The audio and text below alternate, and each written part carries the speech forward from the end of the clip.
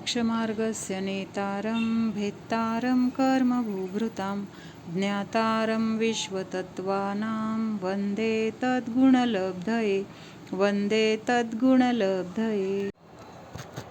त्यामध्ये 3 विशेषणं सांगितलेत ह्या मंगलाचरणमध्ये. काय सांगितलंय? एकतर म्हणजे वीतराग, सर्वज्ञ आणि हितोपदेशी ह्या 3 विशेषणांचा इथं उल्लेख आहे. मग त्याच्यामध्ये काय सांगितलं आहे? मोक्ष मार्गाचे नेता म्हणजे ते हितोपदेशी आहेत. म्हणजे हितोपदेशी हे सांगायचं नाही आहे मला आत्ता इथं. मला काय सांगायचं की ही 3 विशेषणं आपल्याला फक्त सांगताना लक्षात आली पाहिजेत. मोक्ष मार्गाचे नेता, कर्मरूपी पर्वताला भेदणारे आणि सर्व विश्वाचे जे ज्ञाता आहेत, अशा त्या भगवंतांना त्यांच्यासारख्या गुणाची मला प्राप्ती व्हावी यासाठी मी नमस्कार करत आहे. आचार्य उमास्वामी विरचित तत्वार्थ सूत्र मोक्षशास्त्र आपण बघतोय. तर ह्याच्यामध्ये एक वाक्य त्याचं 5 प्रकाराने कसा अर्थ होतो हे आपण बघत होतो. तर शब्दार्थ म्हणजे त्या शब्दाचा जो काही वाच्यार्थ म्हणजे त्याच्यातून काय अर्थ निघतो तो शब्दार्थ झाला. म्हणजे आपण म्हणतो ना त्याचा व्याख्या किंवा त्या शब्दाचा अर्थ काय होतो तर तो शब्दार्थ. नयार्थमध्ये काय येणार आहे? ते शब्द किंवा ते वाक्य कुठल्या नयाने बोलले गेलेलं आहे तर त्याला म्हटलेलं आहे नयार्थ. मग त्याच्यासाठी आपण हे 4 नय बघितले की तिथं कुठला संबंध आहे किंवा ते म्हणजे कुठं आहे, परद्रव्यामध्ये आहे का स्वद्रव्यामध्ये आहे, अशा अपेक्षेने तिथं नय आपण काल लावून बघितले. तर आता त्याच्या पुढं पान नंबर आहे 96 पानावरचं नयार्थमधलं वाचते मी. शुद्ध निश्चय नयसे आत्मा परमानंद स्वरूप है. आता हा शुद्ध निश्चय नय म्हणजे कुठला सांगितला होता की फक्त जिथं द्रव्य आहे, बाहेरचा कुठल्या द्रव्याचा संबंध नाही, विकारांचा संबंध नाही, कर्माचा संबंध नाही, ह्या सगळ्याने रहित असं जे शुद्ध स्वरूप आहे तर तिथं काय आहे? कुठला नय लावला जाणार आहे? तिथं शुद्ध निश्चय नय असं म्हटलेलं आहे. म्हणजे तिथं सगळी शुद्धताच आहे. आता तिथं अशुद्धता काहीही राहिलेली नाही. त्याच्यानंतर पुढं सांगितले की पूर्ण शुद्धता प्रकट होई वह सद्भूत व्यवहार नय का विषय है. मग सद्भूत व्यवहार नयामध्ये आपण कशामध्ये घेतलं होतं? हे शुद्ध आत्मा किंवा जीव, फक्त एक शुद्ध जीव कुठल्या नयामध्ये घेतलं होतं? सद्भूत व्यवहार नाही तर माहित आहे की बाबा हा बरोबर, अनुपचरित सद्भूत व्यवहार नयामध्ये घेतलं होतं. कर्म दूर हुए.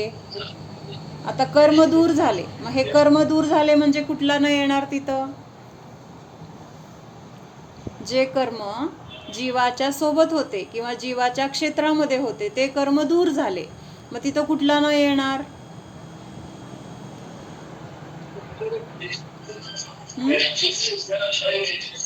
कर्म म्हणलं की किती द्रव्यांचा संयोग आला, किती द्रव्यांचा संबंध आला?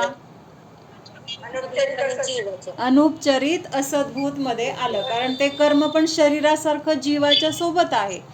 जसं शरीराला आपण वेगळं करू शकत नाही तसं कर्मांना पण काढून टाकू शकत नाही. म्हणून तिथं काय आहे? असद्भूत तर आहे कारण 2 द्रव्याचा नसलेला संबंध, पण ते जीवापासून वेगळं करता येत नाही. म्हणून तिथं काय म्हटलेलं आहे? अनुपचरित व्यवहार नयाचा विषय आहे. कर्म दूर हुए वह असद्भूत अनुपचरित व्यवहार नय का विषय है. इस प्रकार प्रत्येक स्थान पर नय से समझ लेना चाहिए. यदि नयों के अभिप्राय को न समझे तो वास्तविक अर्थ समझ में नहीं आता. यथार्थ ज्ञान में साधक के सुनय होते ही है. म्हणजे असं तिथं कुठल्या अपेक्षेने ते वाक्य आहे हे आपल्याला लक्षात आलं पाहिजे. म्हणजेच कर्म आपले आहेत का नाहीत, कर्म दुसरं द्रव्य आहे. त्याच्यानंतर फक्त शुद्ध द्रव्य म्हटलं तर तिथं काय आहे? बाहेरच्या कुठल्या द्रव्याचा संबंध नाही आहे, म्हणून तिथं शुद्ध निश्चय नाही. 2 द्रव्यांचा संयोग आला की तिथं काय आहे? असद्भूत व्यवहार नाही. त्याच्यामध्ये पण अगदी जवळचा एक क्षेत्रावगाहामध्ये असेल तर अनुपचरित असद्भूत व्यवहार नाही. आणि बाकीचं घरदार जसं वेगळं केलं जातंय तसं असेल तर तिथं उपचरित सद्भूत व्यवहार नाही असं उपचरित असद्भूत व्यवहार नाही असं म्हटलेलं आहे. ज्ञानावर्णीय कर्म ने ज्ञान को रोका. ऐसा वाक्य हो वहाँ ज्ञानावर्णीय नाम का जड़ कर्म रोकता है, ऐसा कहना दो द्रव्यों का संबंध बतलाने वाला व्यवहार नय का कथन है, सत्यार्थ नाही है. हे आपल्याला इथं मुख्यतः हे नय समजल्यानंतर लक्षात येतं. म्हणजे हे बरोबर आहे की आता खूप दिवस झाले, पण जर आपल्याला समजतच नाही तर पुढे जाण्यात पण अर्थ नाही. ते समजलं पाहिजे. का समजलं पाहिजे? तर आपल्याला हे नय नाही समजले तर त्या वाक्याचा अर्थ कसा घ्यायचा हे लक्षात येणार नाही. म्हणून हे पक्क झालं पाहिजे की उपचरित काय आहे, अनुपचरित काय आहे, सद्भूत काय आहे आणि असद्भूत काय आहे. आता इथं वाक्य काय आहे बघा, ज्ञानावर्णीय कर्मने ज्ञान को रोका. आता असं वाक्य म्हटल्यानंतर तिथं आपल्याला आतून हे लक्षात काय यायला पाहिजे, काय करायचा की हा संबंध एका द्रव्यामध्ये आहे का दोन द्रव्यामध्ये आहे. कुठल्या काय सांगितलं इथं, ज्ञान आणि ज्ञानावर्णीय कर्म. म्हणजे किती द्रव्यांचा संबंध झाला, दोन द्रव्यांचा झाला. ज्ञानावर्णीय कर्म घेतलंय, ज्ञानावर्णीय कर्माने ज्ञानाला रोखलं. ज्ञानाला रोखलं म्हणजे ज्ञान कुठं आहे, जीवामध्ये आहे. म्हणजे तिथं दोन द्रव्यांचा संबंध आला. म्हणजे असं विचार करताना आपण तिथं असं विचार कसं लावायचंय, पहिल्यांदा द्रव्य किती आहेत, ज्ञानावर्णीय कर्म वेगळं आहे आणि ज्ञान म्हणजे जीव, म्हणजे हे दोन कर्मांचा संबंध आहे. त्याच्यानंतर पुढं काय बघायचंय, हे जे कर्म आहे ते कर्म जीवाच्या प्रदेशामध्ये आहे की जीवापासून वेगळं आहे. जसं घर वेगळं आहे, कपडे वेगळे आहेत, तसं वेगळं आहे का ज्ञानावरील कर्म, वेगळं आहे का? तसं नाहीये. म्हणजे ते जीवाच्या प्रदेशामध्ये आहे. मग कुठला न येणार आहे इथं, अनुपचरित असद्भूत. म्हणजे दोन द्रव्याचा संबंध आहे पण काही काळापुरतं ते द्रव्य ह्या जीवाला सोडून राहू शकत नाही. म्हणून तिथं काय म्हटलंय, एकाच क्षेत्रामध्ये पण आहे म्हणून अनुपचरित. पण नसलेला दोन द्रव्यांचा संबंध दाखवला म्हणून तिथं काय म्हटलेलं आहे, असद्भूत म्हटलेलं आहे. ज्ञानावर्णीय कर्माने ज्ञानाला अडवलं. मग इथं दोन गोष्टी आहेत की नाही, का एकच गोष्ट आहे, एकाच द्रव्यामध्ये ही घटना घडते का दोन द्रव्यामध्ये घडते. ज्ञान म्हणजे जीव आहे. ज्ञान म्हणजे काय, ज्ञान पण वेगळं नसतं. जिथं जीव आहे तिथं ज्ञान आहे. म्हणजे ज्ञान आहे तिथं तो जीव आहे, जीव द्रव्य आहे. आणि ह्या जीव द्रव्यामध्ये जे ज्ञान आहे त्या ज्ञानाला कुणी रोखलंय, ज्ञानावर्णीय कर्माने रोखलंय असं इथं म्हटलंय. उपचाराची भाषा आहे. तर तिथं हे ज्ञानावर्णीय कर्म जे आहे ते दुसरं द्रव्य, जीव एक द्रव्य, म्हणजे अशा दोन द्रव्यांचा संबंध दाखवलाय म्हणून तिथं काय आहे, तो खोटा संबंध. त्याला काय म्हटलंय, असद्भूत म्हटलेलं आहे. म्हणजे नसलेला संबंध दाखवलाय.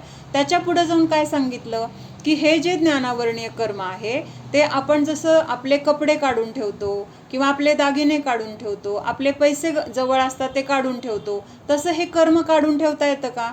गावाला जायचे ना, मग कशाला हे ज्ञानावरणाचं ओझं घेऊन जायचे, कशाला तेवढं हलकं जाऊया असं म्हणून आपण घरी काढून ठेवू शकतो का?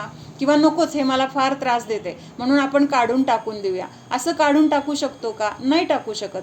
जोपर्यंत त्याचं फळ आपल्याला मिळणार नाही तोपर्यंत ते आपल्याला सोडणार नाही किंवा आपण त्याला सोडू शकणार नाही. असा तो जीवाबरोबरचा संबंध आहे. मग त्याला काय म्हटलेलं आहे, अनुपचरित संबंध. अनुपचरित म्हणजे वेगळं करता येत नाही, काही काळापुरतं का असेना पण एका ठिकाणी ते आहेत म्हणून तिथं काय म्हटलेलं आहे, अनुपचरित. आणि दोन द्रव्यामध्ये नसलेला संबंध दाखवला म्हणून तिथं काय म्हटलेलं आहे, असद्भूत म्हटलेलं आहे. नक्षला बाहेर जायचे तुला, नक्षला घरात ठेवून जाती की नाही तू, का प्रत्येक वेळेस कुठं जाशील तिथे येतो का नक्ष तुझ्यासोबत? त्याला सोडून जाऊ शकते. म्हणजे कसं आहे, तुझ्यापासून नक्ष कसा आहे, पूर्ण वेगळा, प्रकट भिन्न आहे. म्हणजे कुठं जायचं म्हणलं तो शाळेत जातोय तुला सोडून, म्हणजे तिथं काय आहे, भिन्नपणा दिसतोय. तर ह्याला काय म्हटलंय, उपचरित असद्भूत व्यवहार नाही. उपचार आहे, त्याचं नातं जे आहे ना ते उपचार म्हटलेलं आहे. कारण दोन द्रव्य, एक नक्षचं द्रव्य एक तुझं द्रव्य, म्हणजे असा दोन द्रव्याचा संबंध आहे. पण हा संबंध खरा नाही असं आपल्याला जिनवाणी सांगते. का खरा नाही, तर प्रत्येकाचं परिणमन वेगळं आहे किंवा ते तुझ्याप्रमाणे परिणमन करत नाही ह्या दृष्टीने ते वेगळं आहे. मग ते वेगळं आपल्या संयोगात आहे पण आपल्यापासून वेगळं आहे म्हणून त्याला काय म्हटलंय, उपचरित असद्भूत व्यवहार नाही. असद्भूत म्हणजे काय, खोटं, जे खरं नाही. मग कायम जर आपलं खरं असतं ना तर ते कायम तुझ्या सोबत राहिलं असतं. तू कुठं जाशील तिथं, कुठल्या मागच्या भावात पुढच्या भावात सोबत आलं असतं तर तेव्हा ते तुझं म्हटलं गेलं असतं. पण ते कसं आहे, काही संयोग आहेत म्हणून आपल्याला काही काळ आपल्यासोबत आहे, पण आपल्यासोबत असताना सुद्धा त्याची त्याची स्वतंत्र क्रिया चालू आहे. तुझ्या शरीरामध्ये ते असं जोडलंय का शरीरासारखं? नाही. म्हणून त्याला म्हटलं उपचरित असद्भूत व्यवहार नाही. आता तुझं शरीर कसं आहे? तुला आता काहीतरी डोकं दुखतंय, कान दुखतोय, त्याला वेगळं काढून ठेवू शकते का तू? नाही ठेवू शकत. म्हणून त्याला काय म्हटलंय मग? अनुपचरित. म्हणजे तिथं हा नक्षचा जो व्यवहार आपण करत होतो उपचाराचा, तो इथं नाही आहे. कुठं जायचंय तुला? गावाला जायचंय किंवा कुठं मंदिरात जायचंय, काय अजून काय भाजी आणायला जायचंय, प्रत्येक वेळेस तुला शरीर तुझ्या सोबत राहणार आहे. किती दिवस राहणार आहे? जोपर्यंत तुझं आयुष्य आहे तोपर्यंत. म्हणून ह्याला काय म्हटलेलं आहे? अनुपचरित. नक्षमध्ये आपण उपचाराने माझा मुलगा म्हटलं होतं, पण शरीराला माझं म्हणणार आहे, पण कुठल्या नयाने म्हणणार आहे? अनुपचरित. अनुपचरित म्हणजे काही काळासाठी वेगळं करता येत नाही, ह्या अपेक्षेने तिथं म्हटलेलं आहे. मग आता इथं वाक्य काय आहे की ज्ञानावर्णीय कर्मने ज्ञान को रोका. म्हणजे ज्ञानावर्णीय कर्म, जसं शरीर ह्या जीवाशी बांधलं गेले तसं हे 8 प्रकारचं कर्मसुद्धा ह्या शरीराबरोबर बांधलं गेलेलं आहे. मग त्या कर्माने जीवामध्ये असलेल्या ज्ञानाला अडवलं, असं वाक्य आहे. मग ह्याच्यामध्ये कुठला संबंध लावणार आपण, हा प्रश्न आहे. मग ह्याच्यामध्ये कर्म वेगळं आणि जीव वेगळं, पण काही काळासाठी ते एकत्र आहे, म्हणून तिथं काय येणार आहे? अनुपचरित. पण जीव आणि कर्म 2 द्रव्य वेगळे आहेत, त्यामुळे तिथं काय म्हटलेलं आहे? असद्भूत असं म्हटलेलं आहे. ऐका, परत परत ऐकल्यानंतर आपलं कन्फ्युजन आपोआप दूर होतंय. अवघड नाही आहे, फक्त आपल्याला ना ते एकाच वेळेस 4 प्रकारचे नाही समजल्यामुळं नक्की कशाला काय म्हणायचंय किंवा असद्भूत काय, उपचरित काय, अनुपचरित काय हे लक्षात येत नाही. तसं अवघड नाही, येईल हळूहळू लक्षात. ऐसा वाक्य उघड होणार आहे ना, पण विशुद्धी वाढणार आहे. आपण सारखं ऐकत राहिलो ना, तो सगळा उघाड पण होणार आहे. त्यामुळे मग त्याचा उपाय काय करायचा आहे? सारखं सारखं ऐकायचे, वाचायचे. ऐसा वाक्य हो वहाँ ज्ञानावर्णीय नाम का जड़ कर्म रोकता है, ऐसा कहना 2 द्रव्यों का संबंध बतलाने वाला व्यवहार नय का कथन है, सत्यार्थ नहीं है. खरंच आपल्याला ज्ञानावर्णीय कर्म रोखतंय का? ज्ञानावर्णीय कर्माने खरंच आपल्यावर बंधन घातलंय का? नाही. का? तर त्या ज्ञानावर्णीय कर्माला आपण बोलवण्यासाठी आपण तसे परिणाम केलेत.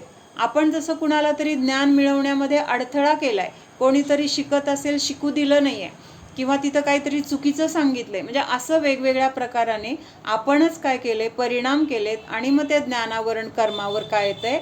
आरोप येतो की त्यांनी अडवलं. प्रत्यक्षात त्यांनी अडवलेलं नाहीये, पण त्याच्यावर आपण काय करतोय? असा आरोप करतोय. म्हणून काय म्हटलंय? म्हणून ते सत्यार्थ नाही. सत्यार्थ म्हणजे खरं नाहीये. आपलं हे जे बोलणं आहे ना, ज्ञानावरण कर्म मला ज्ञान होऊ देत नाही, हे बोलणं खरं नाही. व्यवहाराने असं म्हटलं जाईल. का म्हटलं जाईल?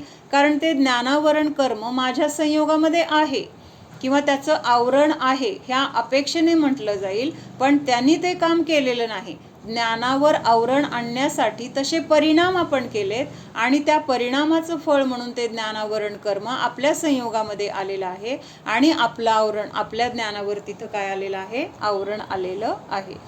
शास्त्रों के सच्चे रहस्य को खोलने के लिए नयार्थ होना चाहिए.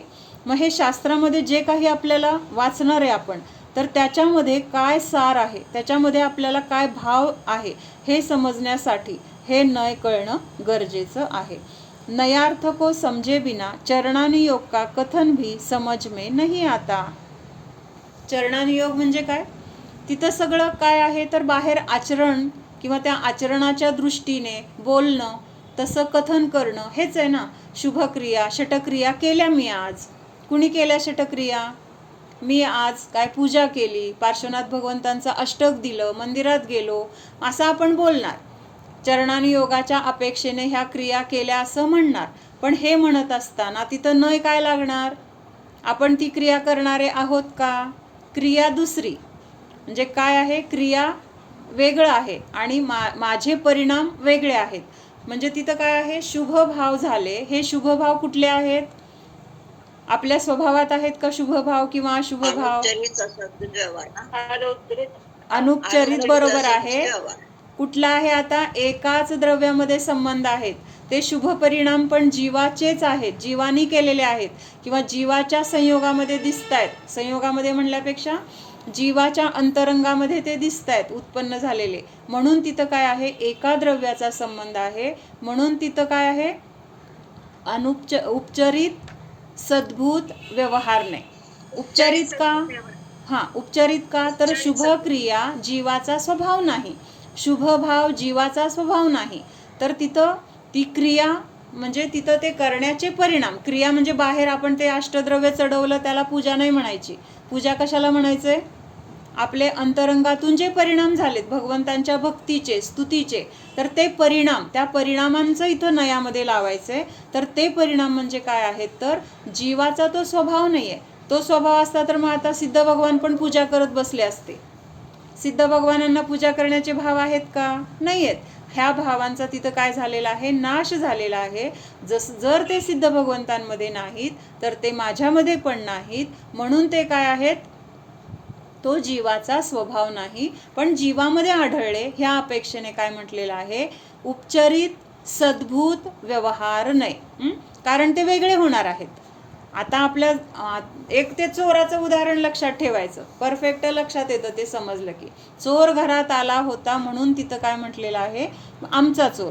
तसं हे शुभभाव माझ्या मनामध्ये झाले किंवा अशुभ भाव माझ्या मनामध्ये झाले, तर हे अशुभ किंवा शुभ भाव पण माझ्यापासून वेगळे आहेत.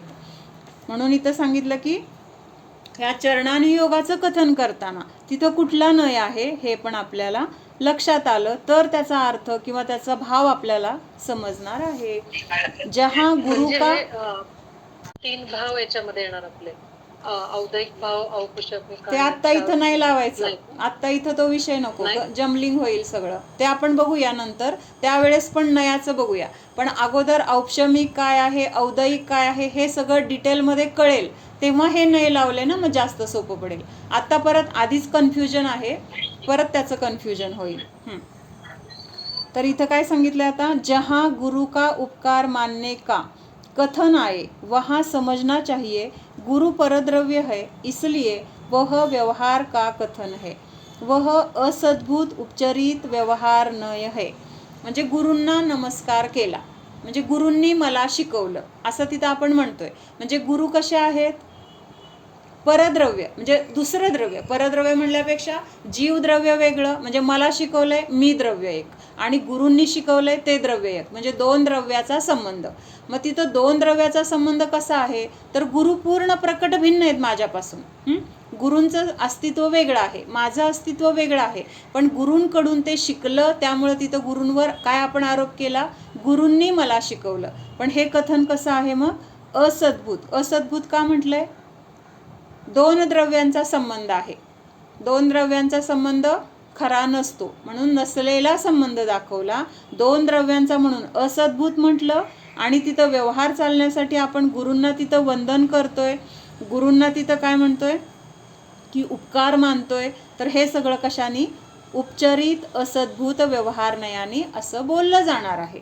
गुरूंचे उपकार आहेत, गुरूंची स्तुती केली जाईल, गुरूंना नमन केलं जाईल. मग हे काय आहे, तर म्हणजे दोन्ही इथं लावू शकतो. त्यांच्याबद्दलचा आपल्या मनामध्ये जो भाव आहे ना, भक्तीचा भाव, तर तो कशामध्ये येणार, उपचरित सद्भूतमध्ये येणार. आणि बहिरंगातून आपण तसं गुरूंना आदराने बोलणं किंवा त्यांना त्याचं तुम्ही मला शिकवलंय असं म्हणणं किंवा गुरूंना गुरु माझ्या ज्ञानाचे कारण आहेत असं म्हणणं, तर हे असद्भूत व्यवहार नाही, तिथं उपचरित अपेक्षेने घेतला जाईल. आपण बघतो ना, त्यावेळेस कुठला नाही कुठं लावायचं इथं कन्फ्युजन होणार आहे, घाबरू नका. जेव्हा हे आपल्याला जास्त आपण ह्याचा सराव करणार आहे ना, तेव्हा हे पण आपल्याला सहज येणार आहे. त्याच्यानंतर चरणानुयोग में जहाँ परद्रव्य छोड़ने की बात आए वहाँ समझना चाहिए वहाँ राग को छुड़ाने के लिए व्यवहार नय का कथन है. आता चरणानुयोगामध्ये सांगितलं जातं, काय सांगितलं जातं की ह्याचा त्याग करा किंवा हा पदार्थ अभक्ष आहे खाऊ नका, त्याच्यामुळे हिंसा होती, असं आपण तिथं म्हणून काय म्हणतो, अभक्षाचा त्याग करायला सांगितला जातो. कशामध्ये सांगितलंय, हे आचरण करायला सांगतायत किंवा तिथं ज्या गोष्टीमुळे हिंसा होती त्या गोष्टी काय आहेत, कुठल्या आहेत, हे आपल्याला चरणानुयोगामध्ये कळणार आहे. मग चरणानुयोग काय सांगतो की रात्री जेवू नका. का जेवू नका, तर रात्री जेवलं तर हिंसा होते, अनेक जीवांचा घात होतो. मग हे जे सोडण्याची तिथं गोष्ट केली आहे, तर तिथं कुठल्या नयाने सांगितलंय? काय सोडायला सांगितलंय? जेवण सोडायला सांगितलंय. रात्री सोडायला सांगितलंय, बरोबर आहे, पण कशाचा त्याग करायचा आहे? रात्री भोजन त्याग. म्हणजे तिथं जेवण हे दुसरं द्रव्य, खाणारा होतो मी, आता सोडणारा मी, म्हणजे तिथं मी वेगळं द्रव्य, जेवण वेगळं द्रव्य, दोन वेगळे द्रव्य कसे आहेत? प्रकट भिन्न, आपल्यापासून वेगळं अस्तित्व आहे त्यांचं. म्हणून तिथं कुठला न येणार? कुठला न येणार इथं? उपचरित असद्भूत येणार. वेगळं आहे ना, शरीरासारखं आपल्याला जोडलेलं नाहीये. म्हणजे असे नय आपल्याला हे समजल्यानंतर तिथं ते कथन कुठल्या अपेक्षेने केलेलं आहे हे लक्षात येतं. किंवा अजून दुसरं काय सांगितलंय त्याच्या पुढे जाऊन, वहा राग को छुडाने के लिए व्यवहार नाही का कथन आहे. मग आता बाहेरचं जेवण सोडायचं, हे काय झालं? उपचरित असद्भूत व्यवहार नाही. आता त्या जेवणाविषयी मनामध्ये राग आहे ना, म्हणजे मला जेवावं वाटतंय रात्री, मला सोडू वाटत नाही, म्हणजे त्या जेवणाची आसक्ती आहे. किंवा कोणी मला जेवायचं नाहीये, पण कोणीतरी जेवायला बसलं किंवा त्यांचं बघितलं की मला पण खाण्याचे भाव होतात. मग ह्या भावांचा तिथं काय झाला पाहिजे? त्याग झाला पाहिजे. मग त्या भावांचा त्याग झाला पाहिजे म्हणजे इथं कुठला न येणार? माझ्या मनामध्ये त्या जेवणाची आसक्ती आहे, खाण्याची आसक्ती आहे, ती आसक्ती किंवा तो भाव हे कुठल्या नयाने येणार?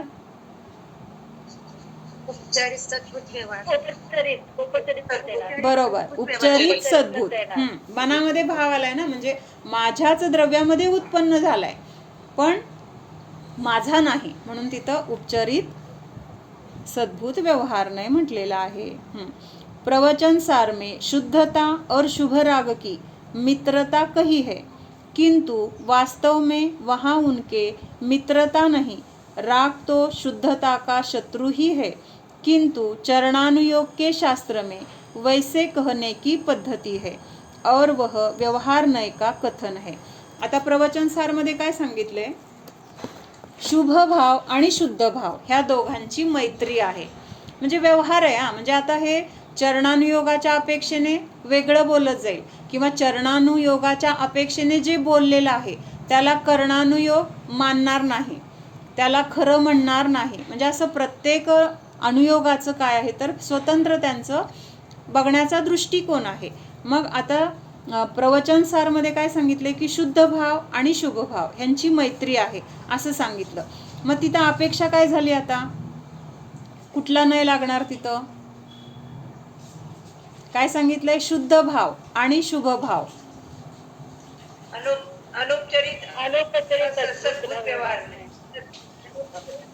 शुभ भाव आणि शुद्ध भाव, दोन भाव कुठले सांगितले? शुभ भाव आणि शुद्ध भाव. दोन्ही भाव कुठं आहेत? कुठं आहेत? माझ्याच मनामध्ये आहे. शुद्ध भाव पण माझाच आहे आणि माझ्याच मनामध्ये काय झालेत? शुभ भाव पण उत्पन्न झालेत. मग हे शुभ भाव माझे आहेत का? नाहीत. पण तिथं चरणानुयोग काय म्हणतोय? शुभ भाव आणि शुद्ध भाव ह्यांची मैत्री आहे. म्हणजे हे कुठल्या अपेक्षेने सांगितलं चरणानुयोगाने? म्हणजे त्याच्या मागं हेतू काय आहे असं सांगण्याचा. हेतू हा आहे की शुभ भावाच्या द्वारेच आपण शुद्धामध्ये जाणार आहोत. अशुद्ध भाव असताना आपण शुद्धामध्ये प्रवेश करू शकणार नाही. आपल्याला जर शुद्ध भावामध्ये प्रवेश करायचा आहे किंवा शुद्ध भावाची आपल्याला प्राप्ती करायची आहे तर तिथं अवलंबन कुठलं असणार आहे? शुभ भावाचं असणार आहे. का शुभ भावाचं असणार आहे? कारण अशुद्ध मधून डायरेक्ट शुद्ध मध्ये जाता येत नाही. अशुद्ध मधून पहिल्यांदा आपल्याला शुभ मध्ये यावं लागेल, शुभ मधून आपल्याला शुद्ध मध्ये जाता येणार आहे. मग तिथं जवळ कोण आहे शुद्ध भावाच्या? अशुद्ध भाव आहे की शुभ भाव आहे? लक्ष द्या, काय सांगितलंय की शुद्ध आणि शुभ ह्या दोघांची मैत्री आहे असं सांगितलंय प्रवचन सार ग्रंथामध्ये. कोणाची मैत्री सांगितले? शुद्ध भाव आणि शुभ भाव. हे भाव आहे, लक्षात घ्या, भाव. तर आपल्याला कुठं जायचंय? आपलं हेतू काय आहे? ध्येय काय आहे? की शुद्धाची प्राप्ती करायची. मग शुद्धामध्ये जाताना शुभामधून आपल्याला इथं जावं लागणार आहे. शुद्धामध्ये जाताना जवळ कोण आहे? शुभ भाव आहे. अशुद्ध भावामधून शुद्धामध्ये जाता येईल का? जाऊ शकत नाही. नियम आहे तसा. काय नियम आहे? की अशुद्ध मधून पहिल्यांदा शुभ मध्ये जावं लागेल, त्याच्यानंतर शुद्ध भावात जाणार आहे. कारण शुभ भाव काय आहे आणि शुद्ध भाव काय आहे, तर अशुद्ध भाव म्हणजे तीव्र कषाय, शुभ भाव म्हणजे मंद कषाय, आणि इथं शुद्ध म्हणजे कषायच नाहीये तिथं कषाय. लक्षात येतंय? दिसतंय का बोर्ड सगळ्यांना? काय लिहिलंय ते लक्षात येतंय का? हा, अशुद्ध भाव म्हणजे तीव्र आहेत, तीव्र कषाय आहेत. मग ह्या तीव्र कषायामधून डायरेक्ट आपण शून्यामध्ये जाऊ शकेल का? म्हणजे समजा इथं 100 डिग्रीचे कषाय आहेत. किती डिग्री आहेत? 100 डिग्री. आपल्याला इथं शून्यमध्ये जायचंय. शुद्ध भाव म्हणजे काय? शून्य, न्यूट्रल, शांत, तिथं काही कषायच नाही आहेत. मग 100 मधून आपल्याला शून्यामध्ये जाताना इथं डायरेक्ट जाता येईल का? डायरेक्ट जाता येणार नाही. तिथं आपल्याला इथं मंद कषायामध्ये यावं लागेल. 100 मधून पहिल्यांदा 99 मध्ये यावं लागेल, परत 98 मध्ये यावं लागेल, 97 मध्ये यावं लागेल. असं करत करत करत मग 1 पर्यंत येणार. 1 पर्यंत शुभ भाव म्हणले जाईल. म्हणजे 1 पर्यंतचे जे आपले कषाय असतील तर त्याला शुभ भाव म्हटले जाईल. आणि जेव्हा ह्या 1 चा पण नाश होणार तेव्हा तिथं कषाय राहणार नाहीत, म्हणजेच तिथं शून्य कषाय झाले आणि त्यावेळेस तिथं शुद्ध भाव म्हटले जातील. लक्षात येतंय? म्हणून काय म्हटलंय की इथं शुद्ध भाव आणि शुभ भाव ह्या दोघांची मैत्री सांगितली. कारण शुद्ध भावाला शुभ भाव जवळचा आहे. का जवळचा आहे? तर ह्याच्यामधून ह्याच्यामध्ये प्रवेश आहे, शुभामधून शुद्धामध्ये प्रवेश आहे. जसं आपण काय म्हणत होतो की इथं काय आहे? रस्ता आहे. रस्त्यामधून आपल्याला घरात जायचंय, घर इथं आहे. मग घरामध्ये जाण्यासाठी रस्त्यामधून आधी कुठे जावं लागेल? आपल्याला अंगणामध्ये जावं लागेल. अंगणात गेल्याशिवाय घरात जाता येईल का? आता उदाहरण लक्षात येतंय? तसं अशुद्ध भाव म्हणजे रस्ता आहे, शुभ भाव म्हणजे अंगण आहे, आणि घर म्हणजे शुद्ध भाव आहे. मग आपल्याला घरात जाण्यासाठी अंगण जवळचं आहे की नाही रस्त्याच्या अपेक्षेने? बरोबर आहे.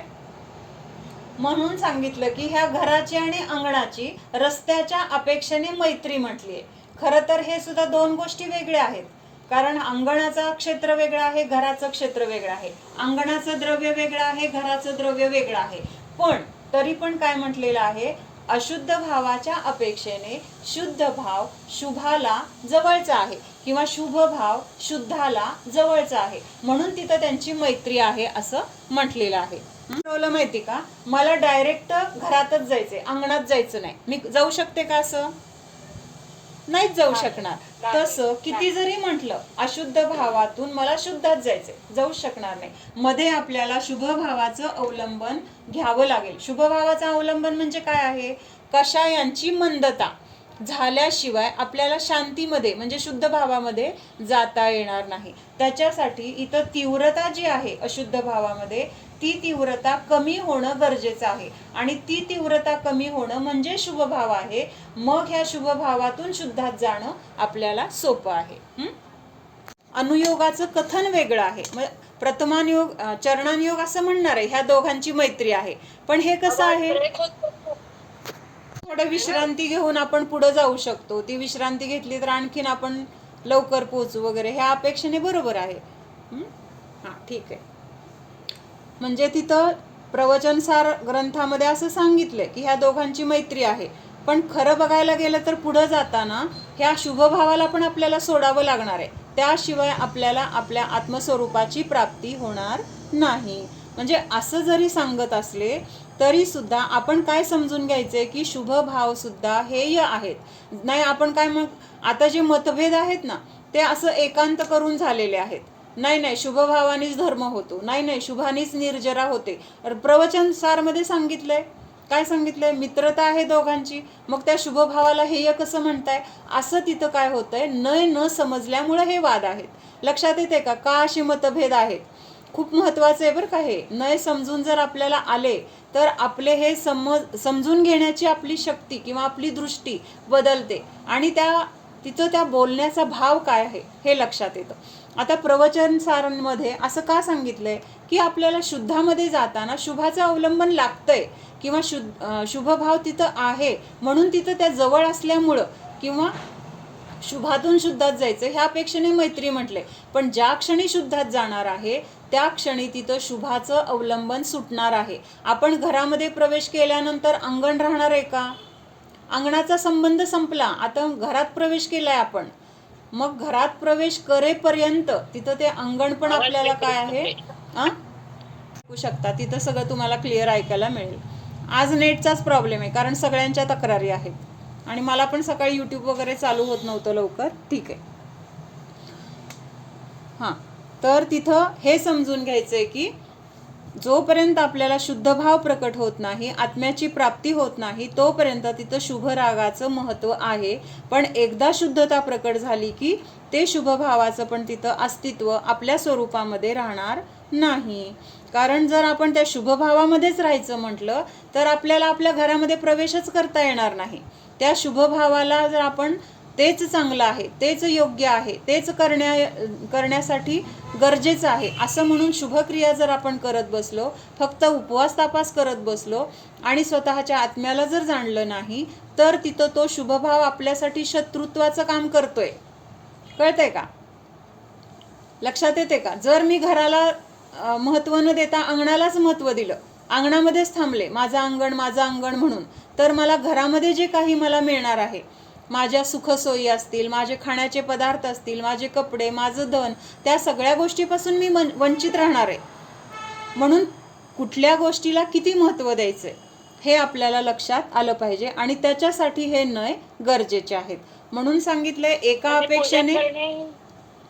हां, बरोबर आहे. मग जर आपण तिथं ध्यानामध्ये खूप वेळ राहू शकत नाही, तेवढी स्थिरता माझ्यामध्ये नाही, तर मग त्यावेळेस त्या तीव्र कषायामध्ये म्हणजेच अशुभामध्ये म्हणजेच पापामध्ये जाण्यापेक्षा मग तिथं काय आहे, शुभभावाचं अवलंबन घेतलेलं आहे. मग त्यावेळेस तो शुभभाव काय आहे, आपल्यासाठी उपादेय आहे किंवा गरजेचं आहे. पण घरामध्ये न जाता आपण अंगणातच राहायचं म्हटलं तर तिथं आपल्याला मग परत सगळ्या ऊन, वारा, पाऊस, थंडी ह्या सगळ्या गोष्टींना सहन करावं लागेल. कळतंय ना? म्हणून एका अपेक्षेने त्याला मित्र म्हटलं आणि एका अपेक्षेने त्याला शत्रू म्हटलं. कुठल्या अपेक्षेने मित्र म्हटलं आणि कुठल्या अपेक्षेने शत्रू म्हटलं मावशी? जर इग्नोरच करत राहिले तर ते शत्रूच आहे. कशाला इग्नोर केलं? शुद्ध भावाला जर इग्नोर केलं, माझं ध्येय शुद्ध भाव आहे, त्या शुद्ध भावाला इग्नोर करून मी जर शुभात राहिले तर तो शुभभाव माझ्यासाठी शत्रू आहे. आणि शुद्ध भावाला गृहीत धरून मला शुद्ध भावच माझ्यासाठी महत्त्वाचा आहे, मला तिथंच पोहोचायचं आहे, तेच प्राप्त करायचं आहे, हे ध्येय ठेवून जर शुभाचा अंगीकार केला तर तिथं शुभभाव माझा मित्र झाला.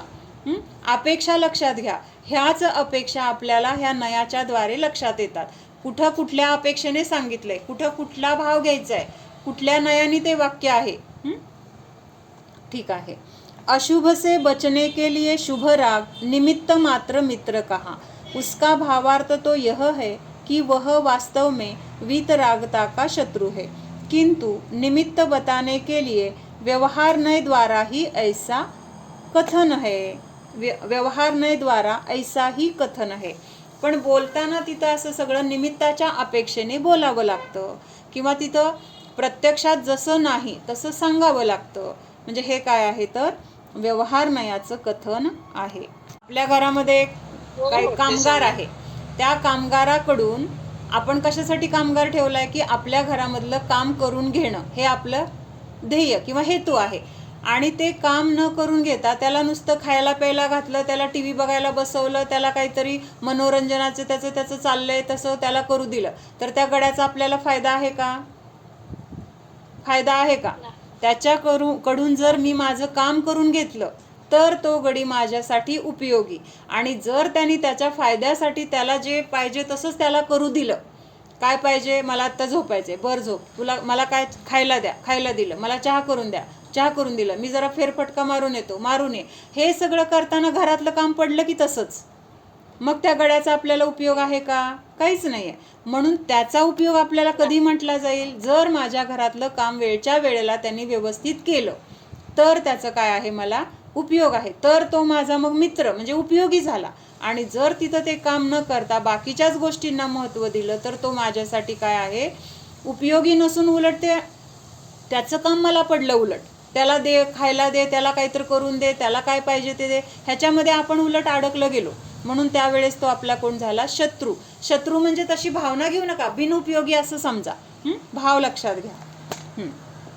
आता पुढचं आहे मतार्थ. दूसरे विरुद्ध मत किस प्रकार से मिथ्या है, उसका वर्णन करना सो मतार्थ है. चरणानुयोग में कहे हुए व्यवहार व्रतादि करने से धर्म हो, ऐसी मान्यता वाले अन्य मत है, जैन मत नहीं है. म्हणजे असं इतर धर्मामध्ये तर खूप सांगितलंय, असं नुसतं हे करा, हे व्रत करा, असं उग्र तप करा, किंवा असा बळी द्या, असं हवन करा, असं होम करा, यज्ञ करा, किंवा असं तुम्ही यात्रा करा, असलं काहीतरी करा आणि त्याच्यामुळं काय होणार आहे? तुम्हाला धर्म होणार आहे. धर्म म्हणजे काय? मोक्षाची प्राप्ती होणार आहे, असं अन्य मतामध्ये सांगितलेलं आहे. मग ते मत आपल्यामध्ये नाही, किंवा तसं आपल्या धर्मामध्ये सांगितलेलं नाही. श्री कुंदाचार्य ने भाव पाहुड़ गाथा 83 में कहा है कि पूजादिक में और व्रतादि सहित होय सो तो पुण्य है, और मोह क्षोभ रहित आत्मा का परिणाम सो धर्म है. म्हणजे हे जे षटक्रिया शुभभाव जे आहेत तर ते सुद्धा कसे पाहिजेत? म्हणजे हे सगळे व्रत वगैरे सुद्धा ह्याच्याद्वारे जे काही शुभभाव होतात तर ते कसे आहेत? तर पुण्याला कारण आहेत. पण जो शुद्ध भाव किंवा धर्म तर तो काय आहे? ह्या सगळ्या शुभ अशुभ भावाने रहित असा जो आत्म्याचा परिणाम, मोह आणि क्षोभ कशाला म्हटलेला आहे? आत्म्याचे जे रागद्वेष परिणाम आहेत ना त्याला म्हटलेलं आहे मोह आणि क्षोभ. तर ह्या मोह आणि क्षोभाने रहित असा जो आत्म्याचा शुद्ध परिणाम आहे तर तोच खरा धर्म आहे. मग असं जे दुसऱ्यांचं जे मत आहे तर ते मत काय आहे आणि आपलं जे काय आहे ते मत काय आहे, किंवा त्या दोघांमध्ये कसं बरोबर आहे, कसं चूक आहे, हे परीक्षेच्या द्वारे मग त्या मतांचं काय काय केलेलं आहे? तिथं अभ्यास केलेला आहे किंवा त्याची परीक्षा करणं, तर हे मतार्थ म्हटलं जाईल. लौकिक जन अन्यमती कई कहे है, जो पूजा आदि शुभ क्रिया में और व्रत क्रिया सहित है सो जिन धर्म है, सो ऐसे नहीं है. म्हणजे आपल्यामध्ये सुद्धा असं म्हटलेलं आहे की हे व्रत केलं की तो मोक्षाला गेला, किंवा ह्या व्रताच्या द्वारे त्यांनी कर्माची निर्जरा केली. तर फक्त व्रताच्या द्वारे झालेलं नाही आहे तिथं, शुभक्रियाच्या द्वारे तर तिथं कुठल्याही कर्माची निर्जरा किंवा संवर होत नाही. तिथं त्या शुभ भावाच्या सोबत जो शुद्ध भाव आहे, शुभ भाव करता करता पटकन आपल्या आत्मस्वरूपाची तिथं काय झाली? अनुभूती झाली. शुभातून शुद्धात गेलो आणि तिथं काय आहे? मग शुद्धाची अनुभूती, म्हणजेच तिथं कुठल्याही कर्माचा बंध नाही. का नाही? तर तिथं रागभाव पण नाही किंवा द्वेषभाव पण नाही, शुभ पण नाही, अशुभ पण नाही, एक शुद्ध भाव आहे आणि तिथं कर्माची निर्जरा आहे. आणि त्या निर्जरेच्या द्वारे तिथं काय होणार आहे? मोक्ष होणार आहे किंवा संवर आहे, निर्जरा आहे. म्हणून तिथं सांगितले की असा मोह क्षोभाने रहित आत्म्याचा जो परिणाम तर तोच खरा धर्म आहे. मग ह्या शुभक्रियांना उपचाराने धर्म म्हटलं जाईल. कळतंय का? शुभक्रियांना उपचाराने, म्हणजे आपण नाही बघितले ना, व्यवहार नाही, तर ह्या शुभक्रियांना व्यवहाराने धर्म म्हटला जाईल. पण तो म्हणत असताना तिथं अंतरंगामध्ये हा शुभभाव आहे, धर्म नाही, एक शुद्ध भावच खरा धर्म आहे, हे आपल्या लक्षात आलं पाहिजे. कशासाठी नाही आहेत लक्षात येते का? बोलताना असं बोललं तरी त्याच्या मागं भाव काय आहे तो भाव आपल्या पकडीत आला पाहिजे. यहाँ बौद्ध, वेदांत, नैयायिक इत्यादि में जो एकांत मान्यता है और जिन मत में रहने वाले जीवों में भी जिस प्रकार की विपरीत एकांत मान्यता चल रही है वह भूल बताकर उस भूल रहित सच्चा अभिप्राय बतलाना सो मतार्थ है. म्हणजे दुसऱ्यांचं मत ऐकून किंवा दुसऱ्यांचं काय मत आहे, दुसऱ्यांचं म्हणजे इतर धर्माचंच नाही घ्यायचं, आपण सुद्धा त्या विचाराचे आहोत तर आपण पण ते मत धारण केलेले मतवादी म्हटले जाणार आहे. आपण क्षणिक पर्यायालाच आपण मानतोय की ही पर्याय म्हणजेच मी, असं जर आपली मान्यता असेल तर आपण जैन धर्मामध्ये असून सुद्धा आपण बौद्ध धर्मी झालो. लक्षात येते का? म्हणजे तिथं त्या बौद्ध धर्मामध्ये जन्म घेतल्यावरच बौद्ध नाही आहे, त्यांची जी मतं आहेत त्या मतानुसार जर आपले विचार असतील तर आपण कुठल्या धर्माचे झालो? मग जे मत आहे कुठल्या मतवादीचं त्या मताच्या धर्माचे आपण झालो. जैन धर्म नावाला झाला. मग आता बौद्ध धर्मामध्ये काय सांगितले? क्षणिकता सांगितले. म्हणजे आत्ता जेवढं आहे तेवढंच खरं, मागचं पण काही खरं नाही, पुढचं पण काही खरं नाही. मग आत्ता मी आहे, पुढच्या क्षणामध्ये माझा नाश होणार. माझ्या द्रव्याचा नाश मानलाय त्यांनी, पर्यायाचा नाश मानलेला नाही. पर्यायाचा नाश तर होतोय, तो आपल्या धर्मामध्ये पण मान्य आहे. पण बौद्ध धर्म काय मानतोय की द्रव्याचा नाश होतो. द्रव्याचा नाश झाला तर तिथं काय झालं? विश्वनाश व्हायचा प्रसंग येईल. हा, म्हणजे सगळं हे काय आहे? एकांत आहे. म्हणून तिथं सांगितलं की क्षणिकतेला जर आपण महत्त्व देत असो तर त्यांना नावं ठेवायची नाही आहेत. आपल्या मतामध्ये, आपल्या विचारामध्ये ते मत आहे, त्या मताला आपण नष्ट करण्यासाठी खरं काय आहे किंवा अनेकांत काय आहे हे, किंवा द्रव्य आणि पर्याय हे काय आहे हे समजून, द्रव्य तर स्थिर आहे, पर्याय कसे आहे? क्षणिक आहे. ह्या दोन्ही गोष्टींना आपण स्वीकारायचं आहे. तर हे मतार्थ म्हणजे काय येणार आहे? एकांत जो आहे तर तो एकांत कसा चुकीचा आहे आणि योग्य काय आहे, ह्या दोन्हीमध्ये तिथं फरक करून जे खरं आहे ते सांगणं आहे. किंवा तसा अभिप्राय, सच्चा अभिप्राय बतलाना सो मतार्थ है. आता लक्षात आलं मतार्थ म्हणजे साधारण काय आहे? म्हणजे जे चुकीची मतं आहेत. मग आपल्यामध्ये पण असे भाव आहेत ना की बाबा शुभ भावाने धर्म होतो, की मी आज उपवास केला, आज मला फार पुण्य लागलं असेल, आज माझ्या कर्माची फार निर्जरा झाली, आणि तो उपवास करताना काय केलं? दिवसभर माझा उपवास, माझा उपवास, माझा उपवास म्हणून सगळीकडं मिरवलो. किंवा जे येईल त्याला नाही नाही आज माझा उपवास आहे. म्हणजे त्या गोष्टीची वाच्यता करायची गरजच नाही. हे उपवास कशाला म्हटलेला आहे? उपवासाची व्याख्या काय? आज कुणाकुणाचे उपवास असतील म्हणून सांगते बरं का. मुकुट सप्तमीचे कुणाचे उपवास आहे का आज? म्हणजे आत्म्याच्या जवळ राहणे. आणखीन दुसऱ्या अपेक्षेने अजून कोण सांगतंय? ठीक आहे, उपवास नसला तरी सांगू शकता, सांगायला काय प्रॉब्लेम नाही आहे. प्रियांका भाभी आहेत का? बाहेरील मोह राग द्वेष याचा उपवास. म्हणजे विषय, कषाय आणि आहार या 3 गोष्टींचा त्याग. उपवास कशाला म्हटलेला आहे? विषय. मग ह्या आत्म्याजवळ राहायचं असेल तर बहिरंगातून आपल्याला काय दिसणार आहे? विषय, कषाय आणि आहार या 3 गोष्टींचा तिथं त्याग. म्हणजे ह्या गोष्टींचा त्याग झाला म्हणजे आपण राहणार आहे कुठं? मग आपल्या आत्मस्वरूपामध्ये राहणार आहे. म्हणून खरा उपवासाचा अर्थ आत्म्याच्या स्वरूपाजवळ वास करणे, आणि दुसरा बहिरंगातून बघितलं तर विषय, कषाय आणि आहाराचा तिथं त्याग. आहाराला शेवटी स्थान दिलं ह्या 3 गोष्टीमध्ये, हे सांगायचं होतं मला मुख्यतेने. उपवासाची जी व्याख्या केली आहे, विषय, कषाय आणि आहाराचा त्याग, त्याच्यामध्ये आहाराला कुठं स्थान दिलंय? शेवटी दिलंय. म्हणजे आहाराच्या त्यागाचं फार महत्व नाहीये. कशाचं जास्त महत्व आहे? विषय आणि कषायांचं. आणि त्याचं ते त्याग करणं जास्त महत्वाचं आहे. कारण आहाराचा त्याग तर काय आता हे तिर्यंच्यांकडून पण होतोय. का होतोय? तर त्यांना अन्नच मिळत नाहीये. दिवस दिवस उपवाशी राहतात की नाही. मग ते उपवाशी राहतात म्हणजे त्यांचा उपवास झाला का? नाहीये. तर अंतरंगातून किती कषाय आहेत त्यांना? काय कषाय आहेत? भुकेची वेदना आहे, मला खायला मिळत नाही म्हणून तिथं आकुलता आहे. हे सगळं काय आहे? तर अशा ह्या आकुलतेचा म्हणजेच कषायांचा जिथं त्याग आहे, जिथं विषयांच्या प्रती आसक्ती नाही, तर तो खरा काय आहे? उपवास आहे. मग विषयाची आसक्ती नाही, कषाय नाहीत आणि आहाराचा त्याग केलेला आहे. मग असा जीव तिथं आपल्या आत्मस्वरूपामध्ये राहण्याचा पुरुषार्थ करतो, आत्म्याच्या जवळ राहतो, तेव्हा तो खरा उपवास म्हटलेला आहे. आगमार्थ.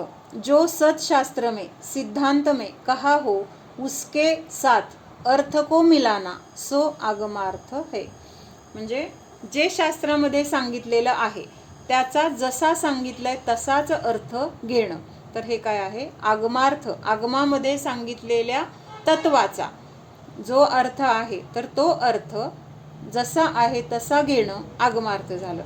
सिद्धांत में जो अर्थ प्रसिद्ध हो वह आगमार्थ है. सिद्धांत म्हणजे काय? तत्वज्ञान.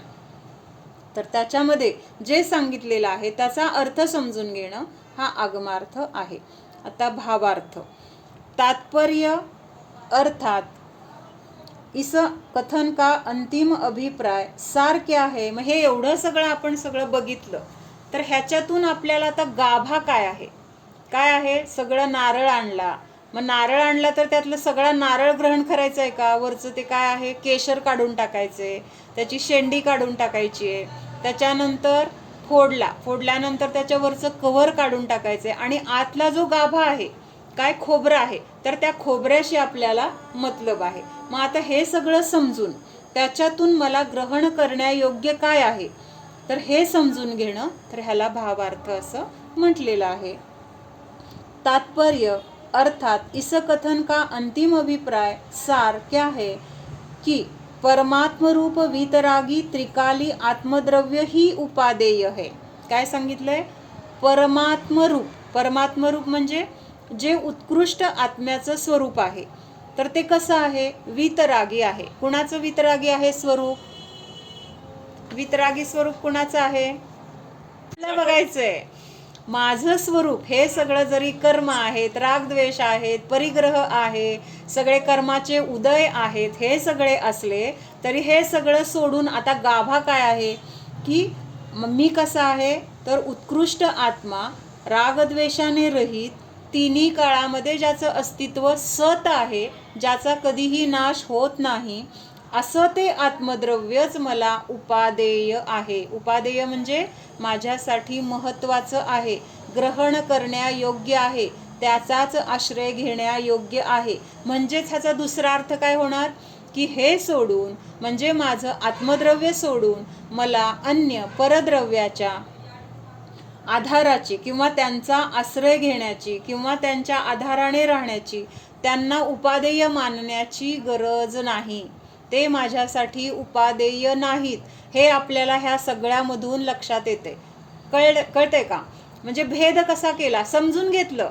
काय आहे की बाबा केशर आहे, ती नारळाची कवटी आहे, अजून शेंडी आहे किंवा अजून काय आहे थोडंसं तिथं ते त्याचं हे असतं ना काय म्हणतात त्याला कोंब आहे. पण हे सगळं सोडून त्याच्यातलं फक्त खोबरं तेच मला काय आहे उपादेय आहे. म्हणजेच बाकीचं जे काढले ना आपण ते माझ्यासाठी उपादेय नाही. मग उपादेय नाही त्या गोष्टी जवळ ठेवून घ्यायला पाहिजेत का, त्याचा विचार करायला पाहिजे का, त्याच्यासाठी आपलं जीवन समर्पित करायचं आहे का, नाही. तर एक माझा आत्माच माझ्यासाठी उपादेय आहे. इसके अतिरिक्त कोई निमित्त या किसी प्रकार का राग विकल्प उपादेय नहीं है. म्हणजे आपल्याच मनामध्ये आलेले रागद्वेषादी विकारी भाव सुद्धा माझ्यासाठी उपयोगी नाहीत किंवा त्यांचा आश्रय घेण्यायोग्य नाही. बाकीचे तर लांब राहिलं पण हे सुद्धा मला सोडून देणंच माझ्यासाठी फायद्याचं आहे. यह सब तो हां तर काय सांगितलं की यह सब तो मात्र जानने योग्य है. एक परमशुद्ध स्वभाव ही आदरणीय है. भाव नमस्कार रूप पर्याय भी निश्चय से आदरणीय नहीं है. इस भाव नमस्कार रूप म्हणजे भगवंतांना नमस्कार करतोय, व्यवहारात करायला पाहिजे, जोपर्यंत आत्म्याला प्राप्त होत नाही तोपर्यंत हे गरजेचं आहे. पण एका वेळेला असं येणार आहे की त्या शुभ भावांना सुद्धा सोडून म्हणजे त्या नमस्काराला किंवा परद्रव्या देवशास्त्रगुरूंच्या प्रती समर्पण ते सोडून सुद्धा आत्म्यामध्ये पुढे जाऊन प्रवेश करायचा आहे. म्हणजे त्यापेक्षा पण काय आहे माझा शुद्ध स्वभावच मला आदरणीय आहे. भाव नमस्कार रूप पर्याय भी निश्चय से आदरणीय नहीं है. इस प्रकार परम शुद्धात्म स्वभाव को उपादेय रूप से अंगीकार करना सो भावार्थ है. म्हणजे सगळं भाजी मार्केटमध्ये फिरलो, सगळं बघितलं आणि बघून मला त्यातलं काय घ्यायचंय तेवढं घेऊन घरी आलो. सगळं उचलून आणलं का, नाही आणलं. माझ्यासाठी जेवढं गरजेचं आहे, मला जे पाहिजे ते घेऊन आपण आलो. तर असं करणं म्हणजे भावार्थ आहे. यह 5 प्रकार से शास्त्रों का अर्थ करने की बात समयसार पंचास्तिकाय बृहद द्रव्य संग्रह परमात्म प्रकाश की टीका में है. यदि किसी शास्त्र में यह न कही हो तो भी प्रत्येक शास्त्र के प्रत्येक कथन में इन 5 प्रकार से अर्थ करके उनका भाव समझना चाहिए. चाललेला आहे की प्रभू दर्शनाने काय काय होतं. तर त्याच गाथा आहेत, पुढच्या गाथांमध्ये पण त्याचंच महत्त्व सांगितलं आहे. मग काय आहेत प्रभूंचं दर्शन केल्यानंतर काय मिळतंय? प्रभूंचं दर्शन मला पुण्य प्राप्त करून देणारे आहे, माझ्या पापाला नष्ट करणारे आहे. काय सांगितलंय? पुण्याची प्राप्ती होते, पापाचा नाश होतोय. पण पुढे जाऊन काय सांगितलंय की पण पुण्याला नष्ट करणारे प्रभू आहेत असं सांगितलं नाही. प्रभू पापाला नष्ट करतायत, पुण्याला मिळवून देत आहेत, पण आपल्या पुण्याला प्रभू नाश करत नाहीत असं सांगितलंय. म्हणजेच ह्यातनं दुसरा अर्थ असा घ्यायचा आहे आपल्याला की जर आपल्याला मोक्षाची प्राप्ती करायची आहे तर ह्या पुण्याला सुद्धा नष्ट करायचं आहे, आणि ते नष्ट करण्याचा पुरुषार्थ मला करायचा आहे. प्रभू माझं ते पुण्य नष्ट करून मला मोक्षाला नेणार नाहीयेत, हेच ते सांगण्यामागं हेतू हा आहे. लक्षात आलं का? सगळ्यांच्या लक्षात आलं का काय म्हटलंय? पुण्य हे आहे वगैरे बरोबर आहे, पण आता इथं काय सांगितलंय की भगवान मला मोक्षाला नेणार नाहीयेत. मोक्षाला जायचं म्हणजे काय? पुण्य पण संपलं पाहिजे, पाप पण संपलं पाहिजे. म्हणजे पापाचा आणि पुण्याचा दोन्हीचा नाश झाल्याशिवाय आपल्याला मोक्ष मिळत नाही. मग आपल्या पापाचा तर नाश प्रभू करून देतील, ते पण उपचारानेच आहे, पण पुण्याचा नाश मात्र प्रभू करणार नाहीत. पुण्याचा नाश करण्यासाठी मला स्वतःला शुद्ध भावाचा आश्रय घ्यावा लागणार आहे, तेव्हा ते पुण्य पण नष्ट होणार आहे आणि मला मोक्षाची प्राप्ती होणार आहे. प्रभू दर्शनाने होणारा शुभोपयोगच मला शुद्धोपयोगाला मिळवून देणारा आहे. पण शुद्धोपयोग ध्येय न ठेवता अजून पण आपण पुण्याचीच इच्छा करतोय. अजून पण आपण काय करतोय की अजून मला पुण्यच पाहिजे. पुण्यच पाहिजे म्हणजे पुण्य पाहिजे असं नाही म्हणत आहे, पण सगळी अनुकूलतेची इच्छा करतोय की नाही आपण. जराशी प्रतिकूलता आली की आपल्याला तिथं काय वाटतंय, नको नको असं नाही व्हायला पाहिजे, असं का झालं, ते कधी एकदा नष्ट होईल ती प्रतिकूलता. म्हणजेच आपण तिथं पुण्याचीच अजून इच्छा करतोय. तर अशी इच्छा न करता एकमात्र ध्येय काय पाहिजे? शुद्धोपयोगाचं पाहिजे. जसं आता इथं सांगितलंय की म्हणजे ती पुण्याची इच्छा किंवा तृष्णा आपली नष्ट झाली पाहिजे, आणि तीच तृष्णा आपली नष्ट होत नाही. अतिशय सुंदर उदाहरण सांगितलंय बरं का माताजींनी, की काय सांगितलंय की टोडरमलजी. कोण टोडरमलजी? ज्यांनी मोक्षमार्ग प्रकाशक नावाचा अतिशय अद्भुत ग्रंथ लिहिलेला आहे.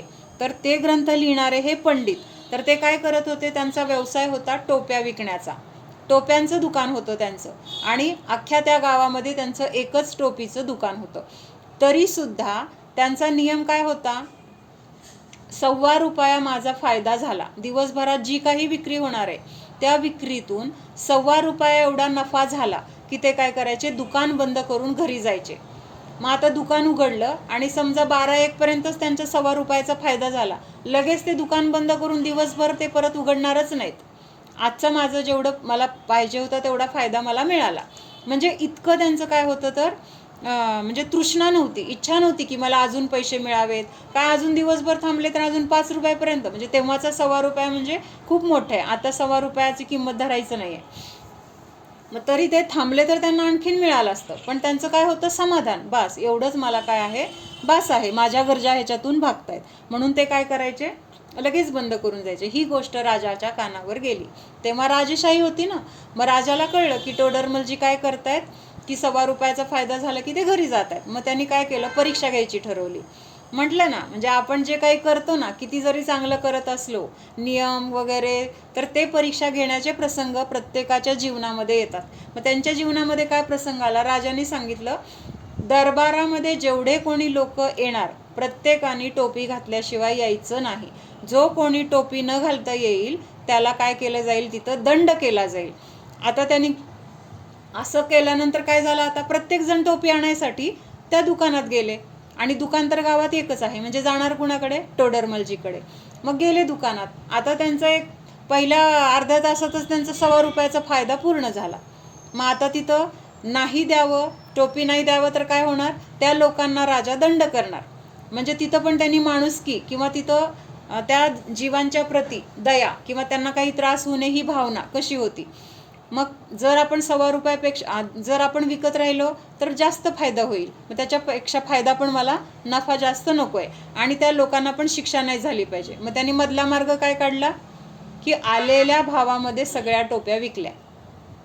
ज्या काही भावात त्यांनी आणल्या, समजा आता त्यांनी एक 5 पैशाला टोपी आणली असेल तर ती टोपी 5च पैशाला विकली.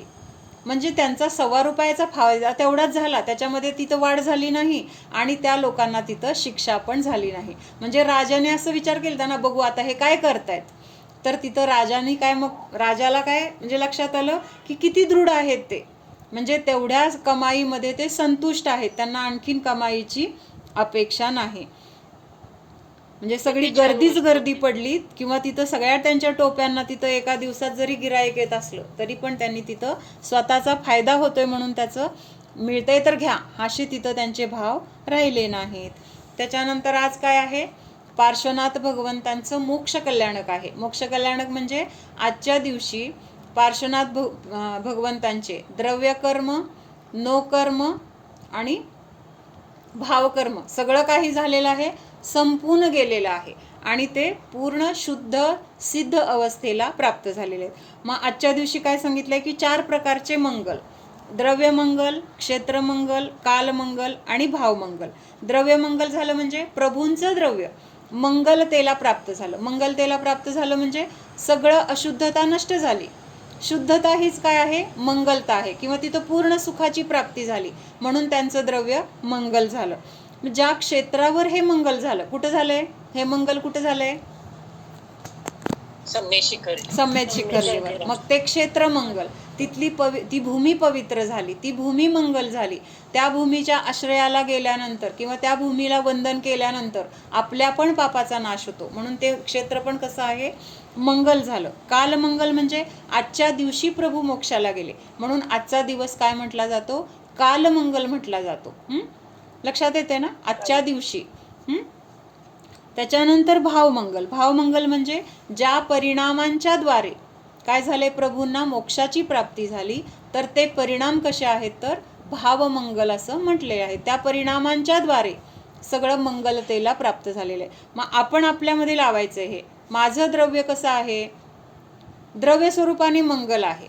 माझं जे आत्मस्वरूप आहे किंवा माझ्या आत्म्याचं क्षेत्र, तर ते पण क्षेत्र म्हणजे माझ्या आत्म्याचे प्रदेश ते कसे आहेत तर क्षेत्रमंगल झालं. त्या प्रदेशाचा आश्रय घेतला तर ते मंगल झालं. आणि कालमंगल म्हणजे ज्या क्षणी मी माझ्या आत्म्याला जाणणार ते काय झालं, तो काल म्हणजे कालमंगल झालं. कळतंय का, उघड वाटतंय, कालमंगल लक्षात येते का, ज्या वेळेस आपण आपल्या आत्म्याला जाणणार त्या क्षणाला काय म्हटलेलं आहे किंवा त्या वेळेला काय म्हटलेलं आहे, कालमंगल म्हटलेलं आहे.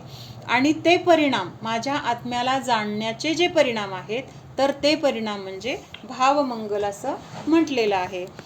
तर पार्श्वनाथ भगवंतांचा पूर्वभव पण सुंदर आहे, ऐकण्यासारखंच आहे. तर पूर्वभवामध्ये हो तर पूर्वभवामध्ये हत्तीचा जीव आणि भरत चक्रवर्ती नाही, रामाचे जे भाऊ होते ना भरत, तो भरताचा जीव आणि आणखीन एक म्हणजे हा हत्तीचा जीव. तर हे दोघं कोण होते तर भरताचा जीव म्हणजे राजकुमार होते आणि हत्तीचा जीव म्हणजे मंत्र्याचा मुलगा. म्हणजे एक राजकुमार आहे आणि एक मंत्रीपुत्र आहे आणि दोघं कसे आहेत, अतिशय घनिष्ठ मित्र आहेत. म्हणजे एकमेकांना सोडून राहत नाहीत, एकमेकांना एकाने एक केलं की लगेच दुसरा ते करतोय असं त्यांचं काय आहे, अतिशय गाढ मैत्री आहे. मग तिथं काय झालं, एक दिवस त्या राजपुत्राला वैराग्य झालं.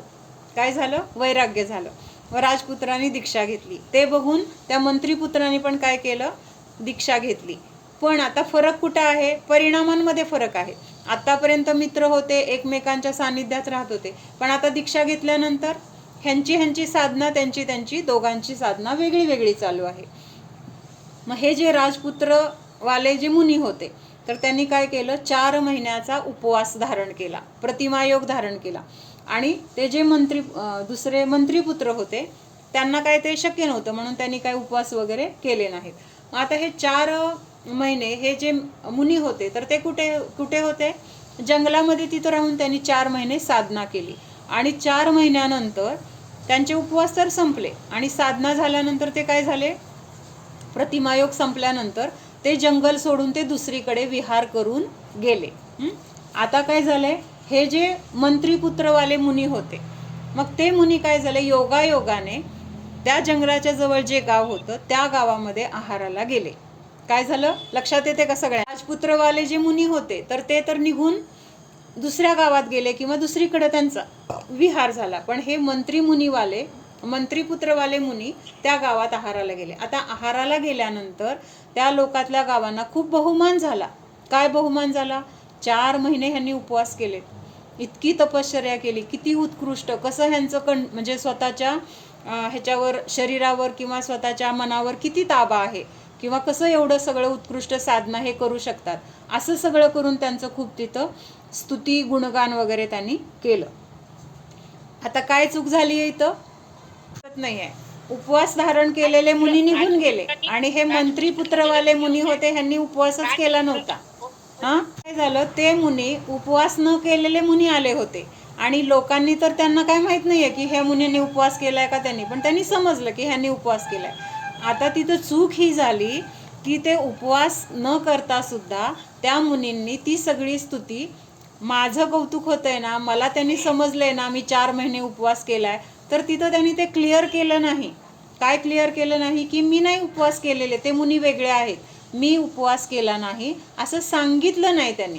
म्हणजे काय झाली? ही मायाचारी झाली. लक्षात येते का? त्यांनी सांगायला पाहिजे होतं ना की बाबा नाही, मी तर काय उपवास केले नाहीत, ते मुनी वेगळे होते किंवा ते दुसरीकडे गेले. पण त्यांनी तिथं काय केलं? स्वतःचा मोठेपणा होतोय ना तर करून घ्या. म्हणजे मान कषायाचं पोषण केलं, त्याच्यासाठी त्या मान कषायासाठी त्यांनी मायाचारी केली.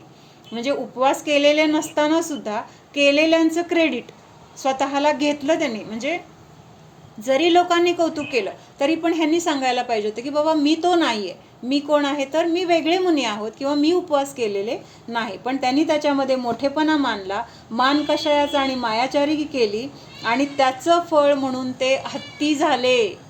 कळतंय का? पुढच्या भावामध्ये काय झाले? ते हत्ती झाले. महाव्रताला धारण केलेलं आहे, म्हणजे इतकं उत्कृष्ट व्रत, ज्या व्रताच्या द्वारे त्यांना मोक्षाची पण प्राप्ती झाली असती, पण तिथं मायाचारीच्या परिणामाने त्यांना कुठं जावं लागलं? तिर्यंच्या गतीला जावं लागलं, हत्तीच्या पर्यायामध्ये जावं लागलं. आणि तोच हत्तीचा जीव काही भवानी नंतर मग पार्श्वनाथ भगवान झालेला आहे. कळतंय का? म्हणजे त्यांचा हा पूर्वभाव फक्त, म्हणजे त्यांनी सांगायचं हे आहे की त्यांनी तसं केलं, त्यांच्यामुळं त्यांना ते हत्तीचा पर्याय मिळाला वगैरे, हे आपण बघायचं नाही. आपले परिणाम, आपल्याकडून मायाचारी होतीये का? आपल्याला मान कषायाची इच्छा आहे का? आपल्याला कुणीतरी स्तुती केलेलं आवडतंय का? किंवा दुसऱ्या कुणाचं तरी क्रेडिट आपल्याला मिळतंय आणि आपण गप्प बसतोय का? तर हे सगळं काय आहे? मायाचारीचे परिणाम आहेत. ठीक. आज म्हणजे माताजींनी त्यांच्या पूर्वभावामध्ये म्हणजे हत्तीच्या पर्यायात त्यांना का जावं लागलं? ते मायाचारी किंवा मान कषाय वगैरे, म्हणजे ह्याच्यातून आपण प्रत्येक वेळेस जे हे गोष्टी ऐकतो ना, आपल्या स्वतःमध्ये लावायच्या.